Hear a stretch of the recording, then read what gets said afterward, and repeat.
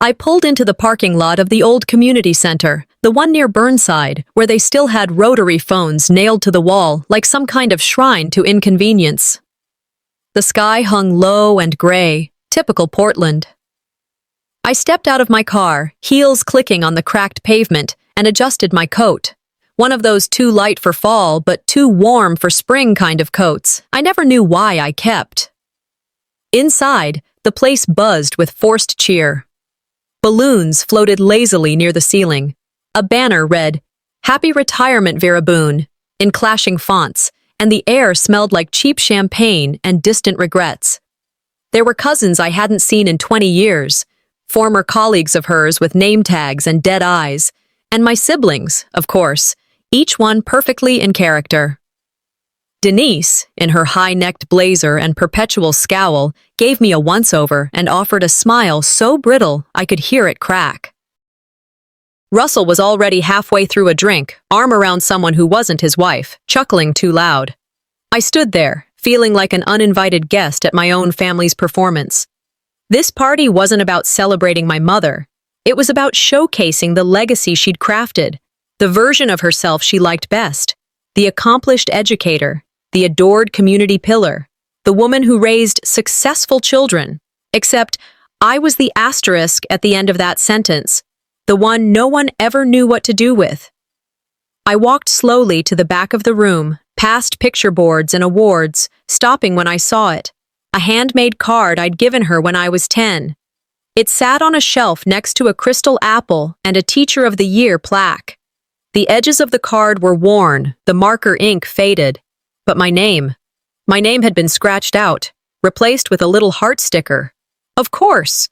Then the mic squeaked. Everyone turned. Vera stepped up to the podium, dressed in her signature lavender, lips pursed like she was about to deliver a sermon. "Thank you all for coming," she began. "It means the world to me to be surrounded by those who've stood by me all these years." She spoke of her students, her love for education, her gratitude to the district. She thanked Mr. Ellison, her boss, who smiled politely, and then, like flipping a switch, she turned. And of course my children. Denise, always the dependable one. Russell, my charming whirlwind. I've been blessed. She paused, looked at me. And then there's Arlette. A few chuckles scattered through the room, unsure if this was a setup for a joke. "Some of us raise stars," she said, her eyes glinting. "Some, well, they're still figuring it out." The room tensed. I felt it ripple. My face flushed, but I kept it still. I didn't blink, didn't breathe.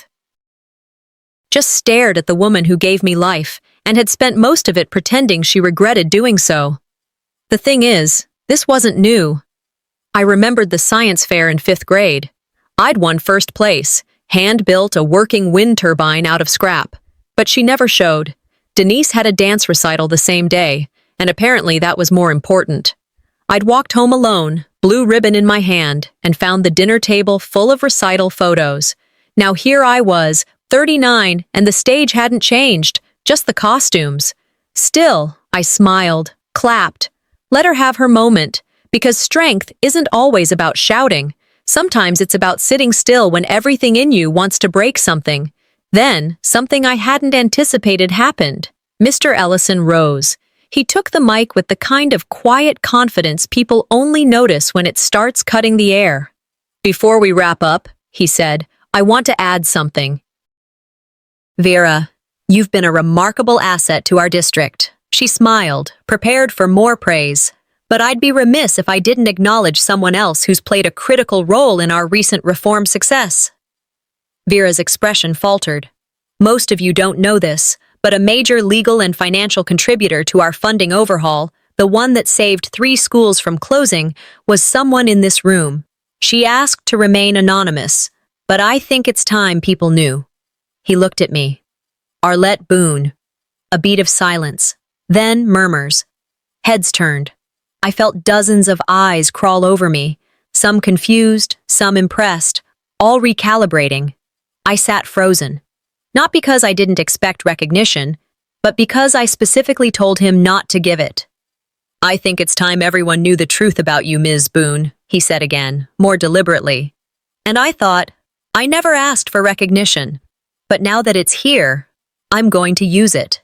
The applause that followed Mr. Ellison's announcement didn't feel like applause. It felt like a glitch, people clapping not because they knew what to do, but because doing nothing would be more awkward. I sat there, still and blank-faced, like I was trying to disappear into the folding chair beneath me. Vera turned to me, smiling with her mouth, but her eyes said something else entirely. Not shock, not pride.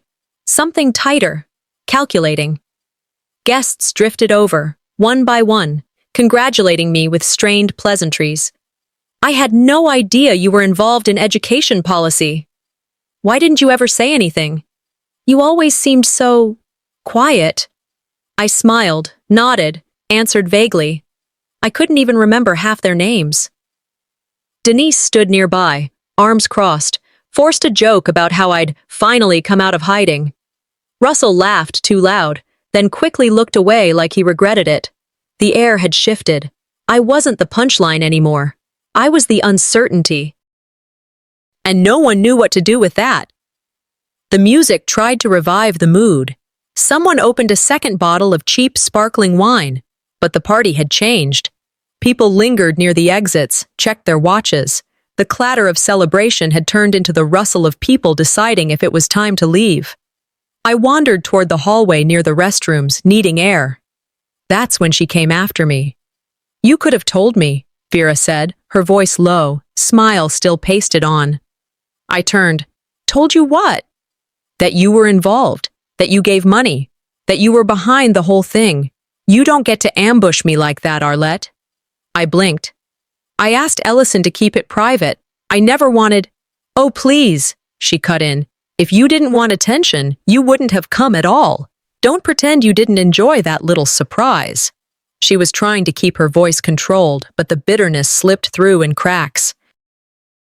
You don't get to be generous in secret and still expect a parade. I stared at her. This wasn't about recognition, I said quietly. It was about helping. That school mattered. To you, she said sharply. But this was my night. And there it was. It didn't matter that the school district survived because of me. What mattered was that I made her look less central. And in Vera's world, there was only one spotlight. I didn't argue, didn't try to explain again. What would have been the point? I walked back into the room. People were thinning out now. Laughter was replaced with murmurs and half-hearted goodbyes. Denise avoided my eyes. Russell patted me on the back, the way someone pats a dog that just bit someone, but they're trying to pretend it didn't happen. It's not about who you are, I thought. It's about who they thought you were. I flashed back to the Christmas 3 years ago when they held a family business meeting and didn't invite me. Said I was too sensitive for those types of talks. Funny how sensitive becomes threatening when you have something to say. Denise tried again as she passed me, this time louder, so others could hear. Well, I guess we all have our little secrets, don't we? She said with a smirk. I turned to her calmly. Yeah, and some of us are better at keeping them. She didn't respond, just smiled tight and kept walking.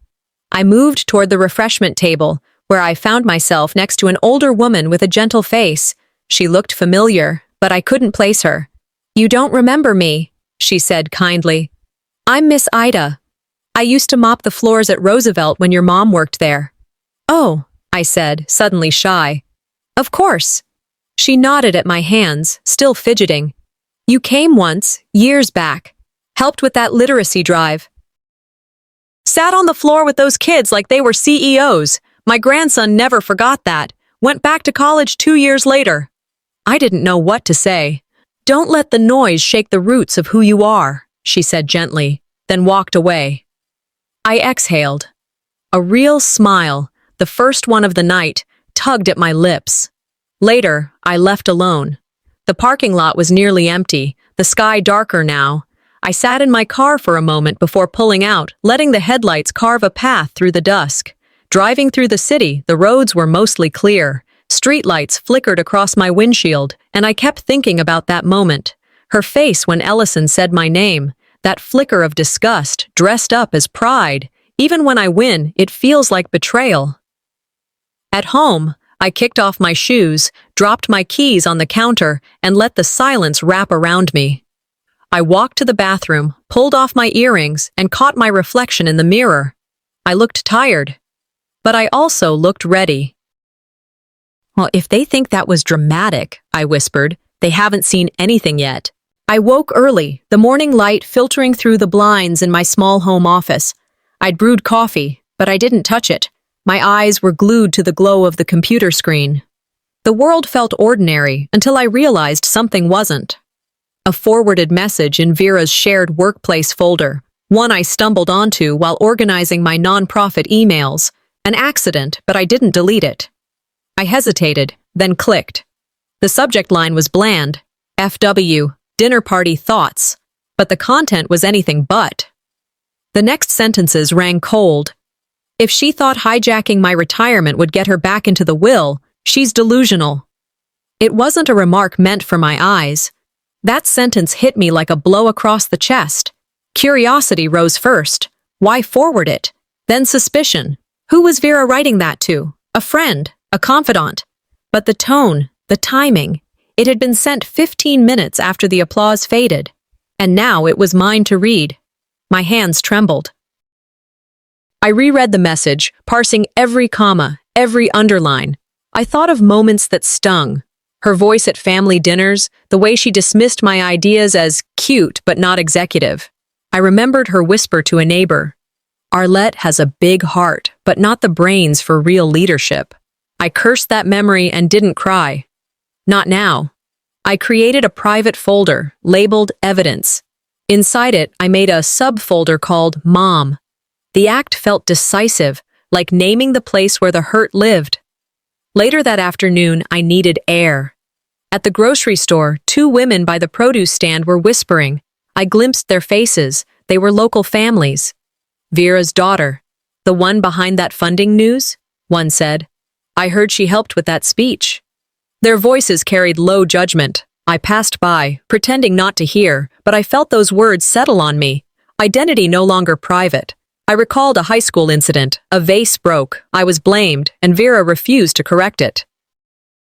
She said, "Appearances matter more than truth." That memory burned. I decided I wouldn't let silence shape my narrative anymore. That evening, I arranged a video call with Mr. Ellison. My voice stayed calm, rehearsed. I asked why he revealed my role despite my asking for secrecy. He surprised me. He knew Vera demanded he didn't mention me, but he refused. He'd heard rumors about me, that I was too unstable. He said he needed to honor what was due. He paused, then added, "Have you considered applying for the public engagement role? You'd be a strong fit." My breath caught. I ended the call. Alone, I walked in the park near my house. Sunset painted long shadows. A mother was scolding her teenage girl. I heard the girl murmur, "You always say that, but you never listen." My chest tightened. That line, "You always say that, but you never listen," echoed Vera's silences. I reached into my coat pocket and touched the leaf-shaped napkin, still folded. It felt thin, but steady in my hand. I whispered to myself, "It's not betrayal to stop shrinking around those who fear your full size." A quiet resolve settled inside me. I wouldn't confront now, but I would prepare. The truth would come, not in whispers, but in proof. I woke before the sun had fully risen, the house quiet in that soft, unsure hour. I sat up, still in my nightshirt, the air cool against my skin. The kind of quiet that doesn't soothe, just reminds you there's unfinished business. I hadn't slept much. I kept thinking about that email, the one I wasn't meant to see, and the sentence that clung to my ribs like something rotten. If she thought hijacking my retirement would get her back into the will. I didn't know what I expected to find that morning, only that I had to look. My father's study hadn't been touched in years. Vera never came in here. Said it smelled like old books and men with secrets. That always made me wonder what she was afraid of. The light came through the blinds in stripes. I sat at the desk, pulling open drawers, lifting envelopes, dust clinging to my fingertips. Then I saw it. tucked behind a box of tax files wrapped in a pale blue ribbon so brittle it snapped when I touched it, a folder labeled "For Retirement Party." My hands went cold. Inside was a draft will, my father's handwriting, neat and deliberate. And there was my name, not Denise's, mine. Primary successor to any family-held assets or trusts related to the school endowment. I sat back, heart hammering. I didn't feel victorious. I felt erased, like someone had been chiseling me out of the family portrait long before I ever noticed. Later that day, I went into the office. Routine helped me breathe. The smell of wood shavings, the soft hum of the drafting printer. My assistant, Marlise, asked if I was okay. I gave her a quick smile. "Didn't get much sleep," I said. "Not a lie, just not the full truth." My phone buzzed. A reminder about Vera's speech clip airing tomorrow. Great. Public humiliation reruns. I slipped the will into a small fireproof box I kept under my desk.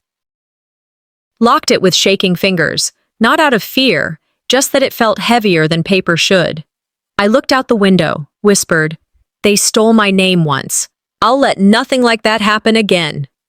That evening, I texted Vera, asked if she'd come by for coffee. No ceremony, no warning. She showed up in that cream-colored coat she wore when she wanted to look warm but not be warm. I didn't offer her sugar, just sat across from her with that metal box beside me, closed. "I found something," I said. "A document, not meant for me. But I found it, and I need your honesty." She blinked, composed. "I don't know what you're talking about." I didn't raise my voice. "Dad trusted me. You erased that. Why?" Something flickered in her eyes, then she smiled, too quick, too hard. "You're being dramatic." I stood. "You always say that when the truth feels bigger than your version of it." She didn't answer, just reached for her purse, stood up, and left. Didn't even close the door fully behind her. I locked the door myself, sat on my bed, staring at the wall. The text came through from Mr. Ellison. "If you ever want to talk legal options." I didn't reply. I opened the box again. Read the will once more. The ink was faded at the edges, but it was clear. My name, my father's trust. Vera had rewritten the ending. I was just now learning how far back she started editing. I packed a small canvas bag, tucked the will inside, added my camera, the folded leaf napkin from the party. The weight of that single evening now felt like an entire season. As I stepped toward the front door, bag in hand, I whispered, "Tonight, I fight back." The drive to Aunt Corinne's was slow, hands tight on the steering wheel. The late afternoon sun slanted through the car windshield. I remembered the napkin folded like a leaf, safe in my purse, a quiet symbol of what I'd lost and what I still carried. Aunt Corinne lived in a small craftsman house behind peeling white paint, surrounded by a garden that looked like it grew in spite of neglect. I rang the bell. She opened the door, eyes soft, sensing the weight I carried. Inside, the floorboards creaked in familiar rhythm. She poured tea, and the steam curled between us. I sat across from her and asked, straightforwardly, "Did you ever hear Dad say anything about changing his will?" She drained her cup slowly. Then she nodded, quietly confirming suspicions I'd barely dared put into words. "I always thought something didn't make sense when Vera became sole executor with no witnesses," she said. "That's how family secrets get buried." Family truth can tear blood apart. I left wanting clarity, but instead, I felt hollow. At home, I found myself in the living room, VHS tapes stacked beside the old player. I inserted one, my 8th grade graduation. There she was, Vera, praising Denise for helping me study, not me. My eyes burned. I paused the tape. I whispered, "I've been edited out of my own life." Night fell. I walked onto the back porch, the air cold. I held the napkin tight. My father's words echoed. "A strong voice doesn't always need volume. Just truth." I pulled out a worn notebook and began writing. Every time I was overlooked, every apology she never made, every bit of me she erased. The knock on the door startled me. Denise stood there holding a bottle of wine. "Hey," she said, Mom's under pressure. Seriously, you need to just let this go before things get ugly. I invited her inside, cautiously. She leaned forward, brows tight. I said softly but firmly, "What's ugly is rewriting history so you can sleep better." She laughed, harsh, brittle. "You think you deserve everything because you wrote some charity checks? Grow up." She tried to push, but I didn't rise. Instead, I pulled out my notebook, flipped to a blank page, and wrote, "Denise, July 11th, intimidation attempt." She paused, anger in her eyes, then left. Later that night, I reached out to a legal advisor, cautiously professional, not emotional. I shared the draft will and the timeline. I uploaded scanned pages, time-stamped files, and photographs. I created a locked folder labeled "For Release If Harmed." I watched the speech clip again, listened to Vera's tone. Each pause, each smile felt rehearsed. In my head, I said, "They don't fear what I'll say. They fear what I'll prove." I sat down and wrote a letter to her, my mother. Not sending it tonight, but writing it to lay down my truth. I wrote, "This isn't about money. It's about the right to exist fully in a story I helped build." I placed the napkin inside, sealed it in my journal. Quiet, controlled. I closed the cover, took a breath. I no longer needed permission for my space. I now simply claimed it. My phone buzzed with a blocked number. I almost ignored it, but something in the voice at the other end made me stop. Pause. Listen. I woke with dawn light breaking through dusty window panes. The house was quiet, but my mind wasn't. I sat at the kitchen table, hands wrapped around a cup of strong coffee. Steam curled upwards, but it wasn't warm enough to chase away the ache. I felt ready. No more watching from the sidelines. My silence had been a shield. Today, I would crack it wide open. I gathered everything important. The old draft will, my father's handwriting still neat on yellowed pages, photographs of meetings with school board members, my notebook filled with dates and names, and the leaf-folded napkin, now heavy in my palm. I drafted an email to Vera. No emotion, no accusation. It read, "I would like to schedule a meeting regarding certain family matters." My finger hovered over send. I paused. Then I hit send. My chest felt tight, but determined. My phone buzzed mid-morning. Miss Lark, my mother's former manager, was calling. I answered. Her voice was respectful, cautious. "I've come across documents," she said. "It seems your mother didn't tell you everything." My pulse raced. She told me about irregularities she'd found while helping plan my mother's retirement. Some assets moved, trustees changed, and whispers that outsiders had started asking questions. I sat straighter. Someone outside sees the cracks. That shift. Hope. It felt electric, like the entire dynamic was tilting. I stepped back into my office, cleared surface, opened maps, laid out documents. I typed bullet points, schedule mediated meeting, compile list of witnesses, retain a lawyer friend. The leaf napkin sat against my keyboard like a silent talisman. I whispered, "This is not revenge. It's reclamation." I thought of a gathering storm, each piece of proof a flash cutting through the dark lies. Early afternoon, the phone rang again. Vera's lawyer. No greeting, no warmth. "Stop stirring things up," a voice said. Controlled, threatening. My jaw clenched. I let the words hang. Fear wasn't part of this now. Clarity was. "This is why I must go on," I murmured, closing the call. I sat down and wrote a draft letter to share publicly. It outlined my community role I'd played quietly, the erased contributions, and my demand for transparency. I placed the folded napkin on my desk again. It felt like laying down a gauntlet. I decided if Vera didn't meet me, I'd post excerpts publicly, let the truth be heard. Late afternoon, I drove to the law office. The pavement glistened from earlier rain. Inside, the air smelled like worn leather and cold linoleum. I handed over a sealed envelope labeled, "For legal dispute." Inside were the will, photos, my notes. I felt a tremor, not fear, but power. I'd prepared. I'd acted. As I stepped out into fading light, my phone buzzed again. A message from Miss Lark. Come to the retirement gala tomorrow. Something big will happen. I stared at it, filled with low excitement. I typed back, I'll be there. And so will all the truth. The gala hall shimmered with crystal lights, soft laughter floating in the air. I felt that same human breath of celebration, from strangers and kin alike. My coat held still by my side, I walked through the entrance carrying the folded leaf napkin like armor. Somewhere in my chest, a steady drumbeat signaled readiness. Denise hovered nearby, her smile armor for whispered resentment. My heart wasn't racing, it was purpose steady. You may encounter many defeats, but you must not be defeated. I held that line in my mind as I entered the room, letting it shape every step. Mr. Ellison leaned in, asked quietly, Are you ready? His look felt less like concern and more like recognition. When the lights dimmed, I felt the space shift. A video began.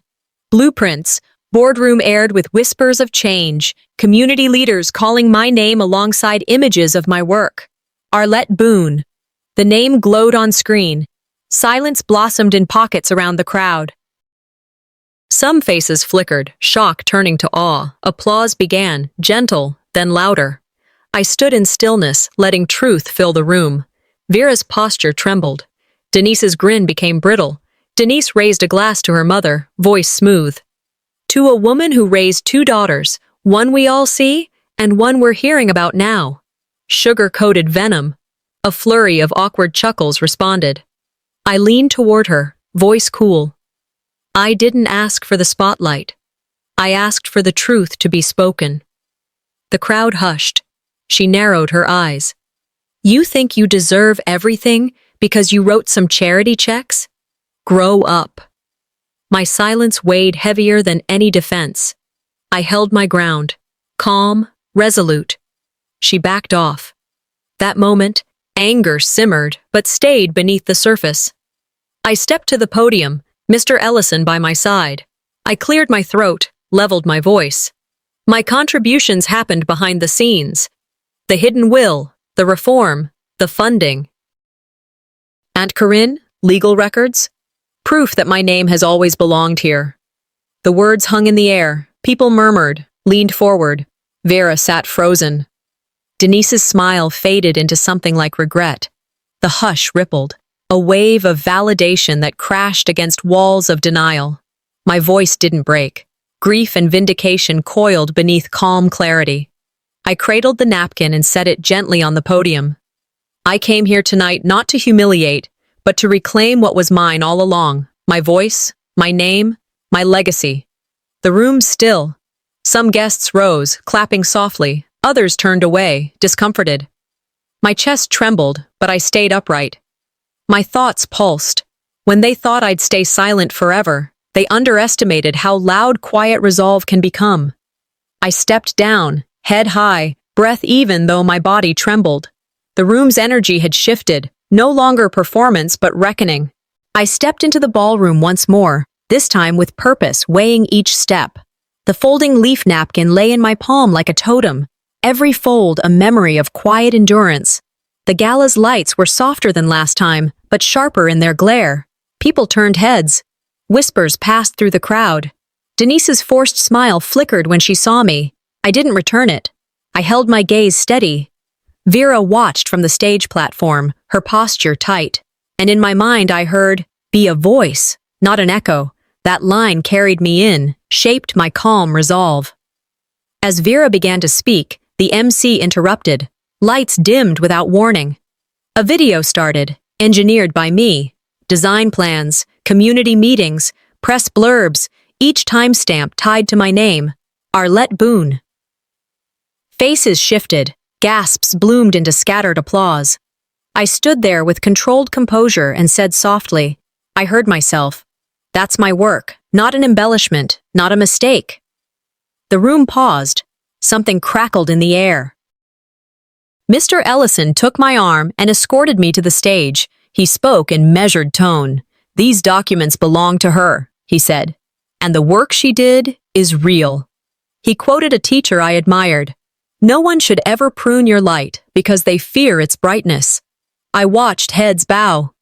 Vera's eyes flickered, shock, guilt. Denise looked away, tears welling, not anger, just shame. In that moment, I felt both validation and regret, because triumph still carries grief. Vera rose slowly. Her voice cracked. I thought I was protecting you, she said. She spoke of her fear, but I heard the facade crumble. The room's hush was heavy. I answered, steady. Protecting me by erasing me is not protection. It's control. They stayed quiet. That shift settled something irrevocably. Power changed hands. The program ended and applause followed me as I left the podium. Guests approached for handshakes. A few offered genuine apologies. Others avoided my gaze. I slipped to the balcony. Night lights of the city spread below me. I held the leaf napkin again. It wasn't seeking attention tonight. It was medal and testimony.